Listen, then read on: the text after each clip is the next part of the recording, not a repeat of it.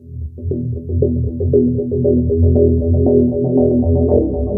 aumento o no del tráfico aéreo se ha convertido, tras la pandemia, en un tema candente para la sociedad, no solo de la zona metropolitana de Barcelona, sino en todo el mundo.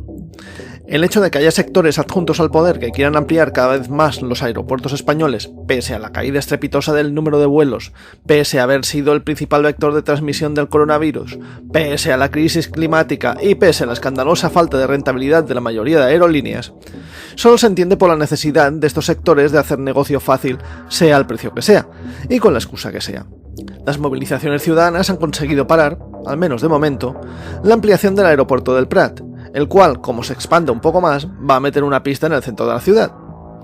Y si ya le puede parecer que está cerca de la ciudad condal, ¿se imagina que hubiera estado aún más cerca todavía? Pues sepa que el aeropuerto de Barcelona tuvo todas las papeletas, y digo todas, para ser ubicado en Hospitalet, tal y como se lo cuento. La tradición del Delta de Llobregat para con la aviación se remonta a 1910, cuando en la Marina de Sants, en el hipódromo más concretamente, se hizo el primer vuelo motorizado de España. Este primer vuelo llevó a tres conclusiones. La primera, que la superficie tan plana del Delta era perfecta para la aviación. La segunda, que Barcelona quería un aeropuerto sí o sí.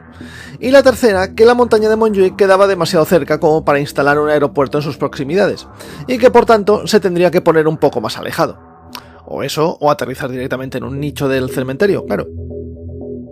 Así las cosas, mientras que el desarrollo de la Primera Guerra Mundial ponía el foco en las excelencias del desarrollo de la aviación, el Delta, el Prat de Llobregat sobre todo, se empezó a llenar de aeródromos. 1918 la Volatería, 1920 el aeródromo Latécoère o francés, y en 1922 el campo de aviación Canudas, aprovechando un terreno llano, como la palma de la mano, muy propicio para la aviación.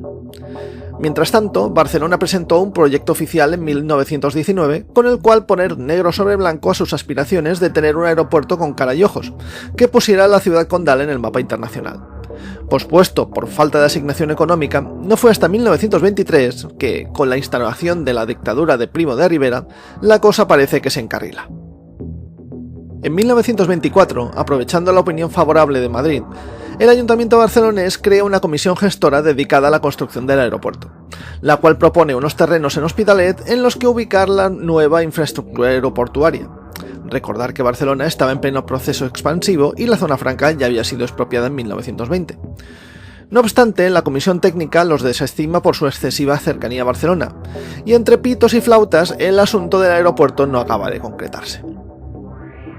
Mientras que los políticos se pierden en sus bizantinas disquisiciones aeroportuarias, la aviación mundial sigue su desarrollo imparable, creándose en 1927 la compañía Iberia, la cual, a falta de mejor aeropuerto, utiliza el aeródromo Canudas para llevar sus primeros pasajeros de Madrid a Barcelona.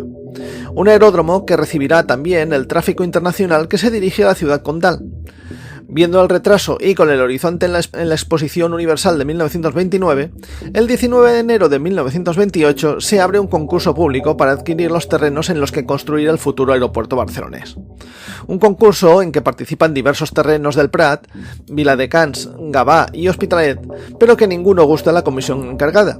El concurso, en febrero de 1929, queda desierto. En vistas de que aquello iba más lento que un desfile de caracoles con ciática, los técnicos deciden tirar por el camino del medio y proponen 2 terrenos en el Prat y uno en Hospitalet que serán llevados a Madrid para que el Consejo de Ministros decidiera en consecuencia. En noviembre de 1929, el Consejo Superior de Aeronáutica escogerá, por vía digital, claro que para eso era una dictadura, que los terrenos en los que se ubicaría el aeropuerto de la ciudad condal serían los hospitalenses, y justamente por su cercanía a Barcelona. Pero, ¿cuáles eran esos terrenos? ¿Y por qué lo que en un primer momento fue una desventaja pasó a ser el criterio ganador? Los terrenos escogidos consistían en un cuadrado de 1 kilómetro de lado, ubicados entre la prolongación de la Gran Vía, el río, la ermita de Belvitge y la carretera del Mig, o lo que es lo mismo, el espacio que hoy ocupa Cal Trabal, el Hospital de Belvitge y parte del polígono industrial, que entonces eran todo campos agrícolas. En principio era un terreno plano, menos de 1 grado de desnivel, algo más caro que los otros, pero que se beneficiaba por estar al pie de la Gran Vía, por la que se entraría, y sobre todo por ser propiedad de la marquesa de Castellbell. aristócrata terrateniente que tenía excelentes relaciones tanto con el rey Alfonso XIII como con Primo de Rivera, a los que habitualmente acogía en su palacio de San Feliu de Llobregat, el Palau Falguera, cuando se escapaban de visita a Barcelona. El enchufe trifásico había funcionado a la perfección, porque en realidad los terrenos eran una auténtica castaña pilonga.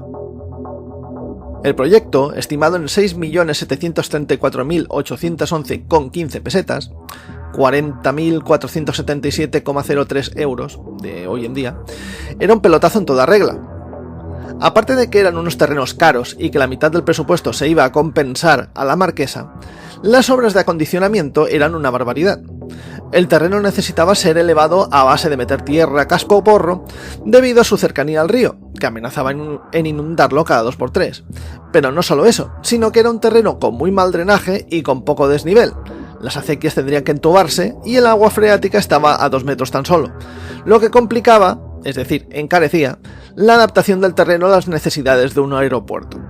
Si a eso le sumamos la proximidad al casco urbano de Hospitalet, con sus edificios, sus líneas eléctricas, sus chimeneas y sus industrias, construir aquel aeropuerto habría sido muy mal negocio para las arcas públicas, pero un auténtico festín para más de una hiena carroñera. La llegada de la República en 1931 y la huida del rey acabaron por frustrar aquel gran pelotazo urbanístico orquestado en Hospitalet. En su lugar se estudiaron unos terrenos en Gavà que costaban la mitad y no tenían ningún problema con edificios, aunque en la guerra civil acabó por enviarlo todo al garete. Al final, y después de 20 años para arriba y para abajo, en los 40 se decidió aprovechar un proyecto de la Generalitat republicana para fusionar los cercanos aeródromos de la Volatería, la Tecoer y Canudas, y así crear el actual aeropuerto de Barcelona, el Prat. Una solución que en aquel momento nos evitó que, por pura especulación y amiguismo, ahora estuviéramos viendo la panza de los aviones desde la plaza del Ayuntamiento hospitalense. ¿Se imagina que nos lo hubieran metido?